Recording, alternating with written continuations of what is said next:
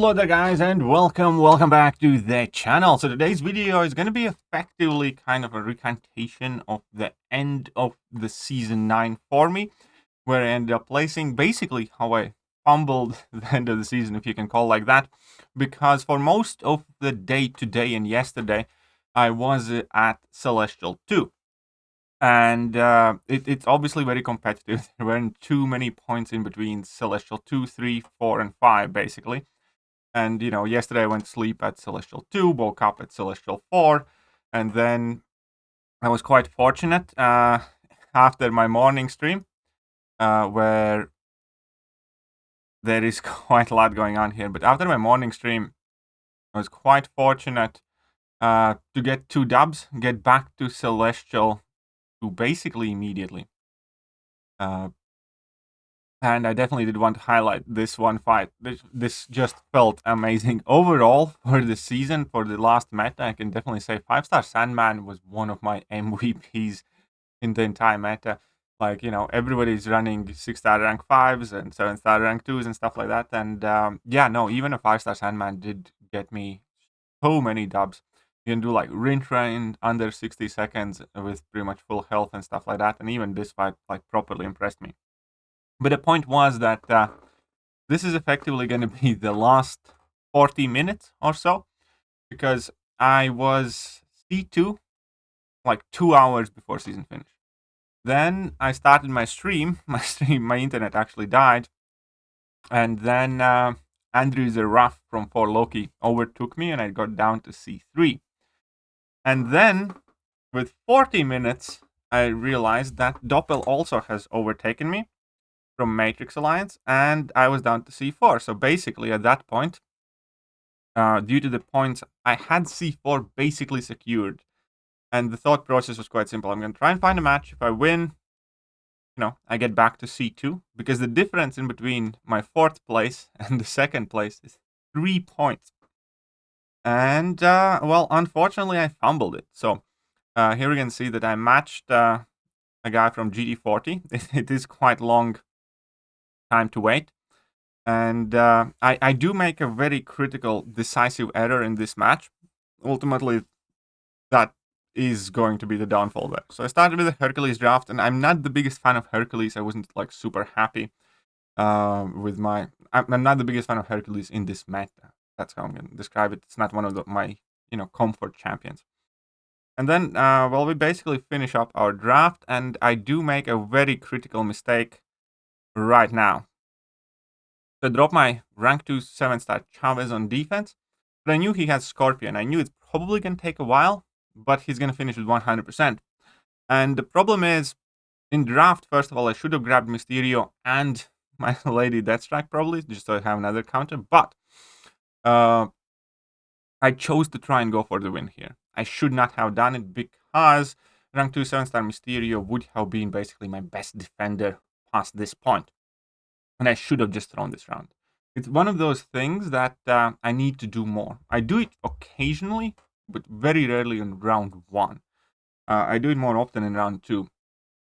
But here, I knew that Mysterio can do domino fight very well, but I also know that it's not going to be the fastest fight, and I need to basically finish with full health, because health matters so much more now than, you know, a super quick finish. And with Mysterio, the point is fairly simple. I just want to finish 3 combos with a medium and then spam my light ending combos whenever possible in order to passively heal block her, and then, you know, get to my level 3, and that would be pretty much it. So the fight starts out quite alright, but then Domino, I should have been more aggressive here, and I ended up taking a hit in a block. And as soon as I did, and this relic activation, I did not mean to do it as well. I activated that relic by accident.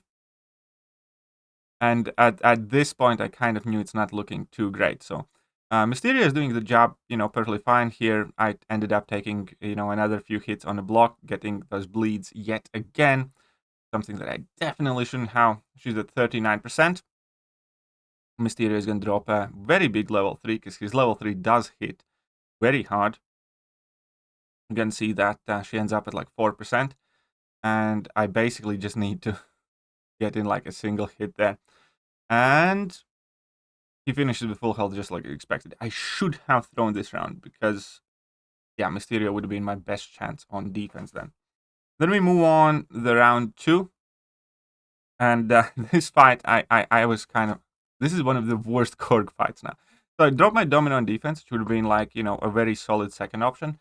I really just needed to throw throw round 1, and we would have been fine afterwards. But it's fine. So he drops Korg. I'm going to use CGR. And CGR, I have done this fight in 60 seconds, 50 seconds. But nothing is going to work out in this fight.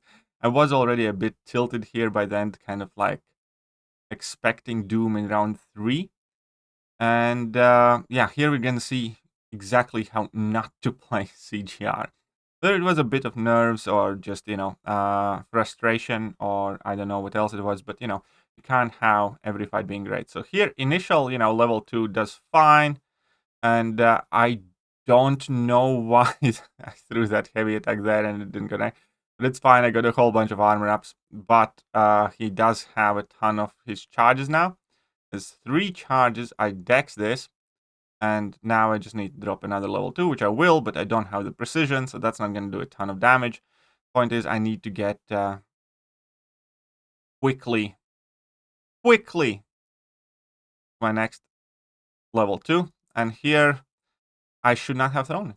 That was as simple as that. I would have finished this fight in 70 seconds if I had not thrown this level 2, but I throw it even though his rock stacks come back. So now he still has a bunch of health, and I just keep messing up the end here.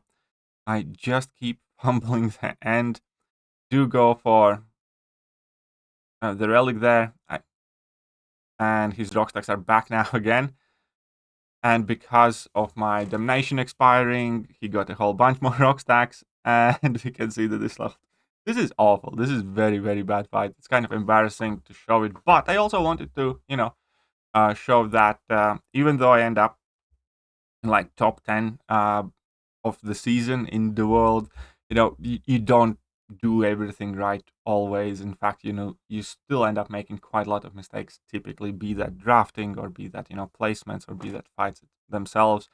And I don't care what anybody says, everyone makes these mistakes. And I do think it's kind of healthy to show exactly what happened and, that you do kind of screw up. And here I have a problem as well with draft because he does have me in round 3, which is why I really would have wanted that Mysterio to have. Because Mysterio could have won me the round 3 right here, right now, had I just used whatever. Because, Rintra, I have Scorpion for that. I needed Hercules for Kingpin, so I couldn't drop anything else on defense. And I ended up dropping Tiger on defense. And this, to carry on the theme, is going to be a dreadful Scorpion fight. Because he just completely blew off my... Well, first of all, at this point, I was already tilted after a horrible CGR fight. Tried to recompose myself. And here we can see that that's fine. You take bleed damage, Scorpion, it doesn't matter too much. Fine, you just want to be super aggressive. You want to introduce that special attack. And here we can see that he doesn't want. I'm okay. I'm going to push him to level 2. That's fine. Probably should have heavied at that point somewhere, but I didn't. Now he has 3 regens, and he just does not want to throw his special. Finally, he does. And now I have no Raptors. So my level 2 is going to be useless. He also had quite a few mythical charges there. So I do need to knock him down a couple of times. And I know that I needed if I wanted to try and win this fight, I basically needed a perfect AI, and I couldn't make any of these mistakes. Makes it worse here, I kind of messed myself around as well by having the bleeds active almost the entire time as I'm trying to regen. Here I do a solid dex, but I have 10 charges there, and he immediately dies. I didn't manage to heal up to full. Not that it would have mattered, but this was very, very bad fight. So after this, I dropped from 760 points to, much less than that. And I kind of did decide to go for another fight. It wouldn't have mattered. I was waiting for quite a while. I matched Pepe that I had fought earlier today. And this match just went even worse. So basically, I went from 760 to 720 something points, which was still very solid in top 10. But this is also going to be like my worst Sandman and Rinter fight. So all of these last fights, I basically end up fumbling. But it will showcase how fast Sandman can work. If you ignore me getting hit as much as I did, because I make like a very crucial mistake. And that mistake is that I end up rooting Rintra with Sandman, which is first time I did that. Because here he's at like 11 mythical charges, but we're not at the wall, so I'm fine. I'm just going to throw my level 1. Everything's good. And here, I should not have thrown that heavy. Had I not thrown that heavy, I would have finished with pretty much full health. But, you know, I drop another level 1, and now he goes unstoppable there and claps me hard. But you can see how fast his health pool is disappearing. And the trick for Rinter fights with Sandman was to kind of dash in the middle of special attacks, because if you do that, he still keeps gaining those regen buffs, and here you can see that Rinter is absolutely melting. So even though I completely messed up this fight, I did think it's kind of worth showing how well Sandman was working in this meta, because I have done this fight equally as fast, just with full health, with like 98% health. 5-star Sandy is actually quite tanky. So this one was cool, and then, well, not really cool. And Anti-Venom was another one of those champions that was quite fun. One problem against things, though, is in this meta, I was running Max Pacify. If I am not running Max Pacify, I basically utilize Spectre of Anti-Venom and then spam level 1s, because then I can manage the rock stacks just fine. And since I started running Max Pacify, it was becoming a lot harder, kind of, to manage. I still should have went with Spectre, then maybe I could have gone this round. But I chose to kind of go the safe way, to go with Deaccelerate. And with Deaccelerate, the cool thing is that you can completely ignore the Unstoppable, and then you can rely on Despair and the level 1 Petrifies to do the regen reversal. So here we are going to see that besides that sloppy start, Anti-Venom was yet another one of those champions that I utilized a lot. Because of his regen reversal, largely. He was harder to use in this meta, because unlike Sandman, he's not bleed immune, and deep wounds damage obviously really accumulates a lot. But he was still very good, very effective.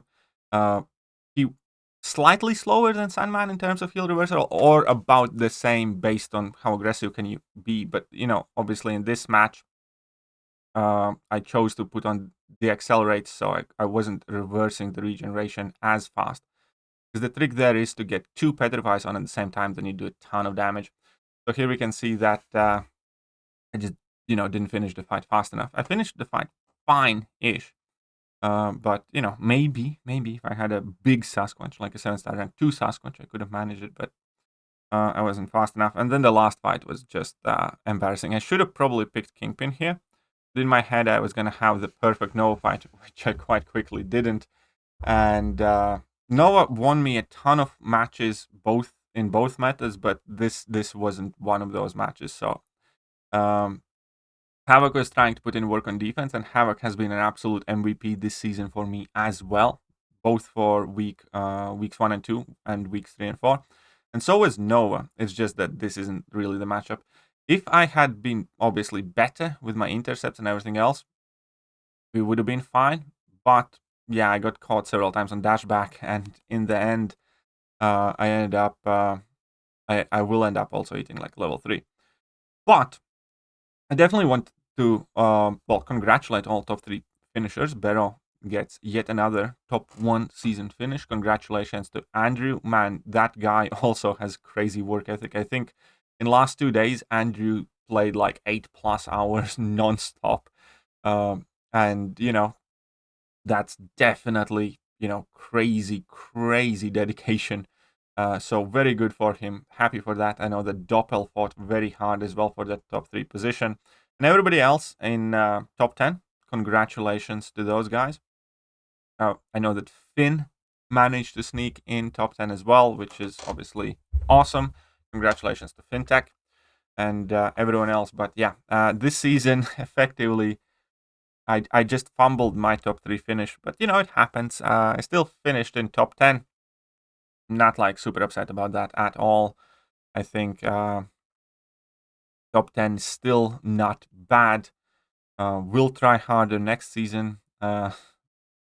We'll see how it goes. But I will definitely give it a go next season as well. Overall, I must say that I really enjoyed this region meta. The one thing that I didn't quite like about the region meta was the deep wounds interaction. I think it would have been more fun and interesting if that, you know, health loss from deep wounds and the burst of damage wouldn't be popping up all the time. But overall, you know, with this regeneration being kind of like a method to slow you down, it made it risky to go kind of like for very brute forced finishes, because if you just run out short, then opponent regens everything back and you potentially hit level 3 or something. I like the fact that, you know, you could use virtually any champion or most of the champions. It's just that you had to forfeit your parry or stuff like that. I like quite a lot of interactions in this particular meta. So I do want to say, like, good job to Kabam in that sense. I think both first and the second meta were fine. You know, first one I was relatively indifferent towards. To the region meta I liked much more. When it comes to having 2 metas a season, kind of weird. I will say that the first 2-week meta definitely felt like it dragged. I was perfectly fine having the second meta for the last 2 seasons. I don't know, it's, you know, kind of weird. Maybe Kabam can find a shift to do 3 metas. I think that possibly could be a good compromise in between, you know, 2 and 4. I think 3 metas would kind of get the point further across, but I'm kind of fine with 2 as well, to be honest.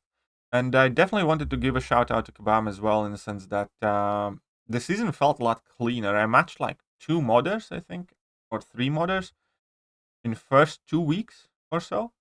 And in last week, definitely, I didn't match a single modder. I'm sure that this is, you know, anecdotal situation, and not everybody can say that. I have seen screenshots. I have, you know, guided people to how to report other players and so on and so forth. But overall, the season did feel quite a bit cleaner in, you know, in regards of modders and stuff like that. Yeah, let me know, where did you place at end of the season? As I said, I ended up being somewhere in the middle of C4, I think like 6th or 7th, because of these last 2 L's that I took. But yeah, I definitely enjoyed this season, and I wanted to make, to show this video as well, definitely to show that not everything always goes great. But yeah, I'm gonna catch you guys later, and I hope you guys enjoyed the video. Bye.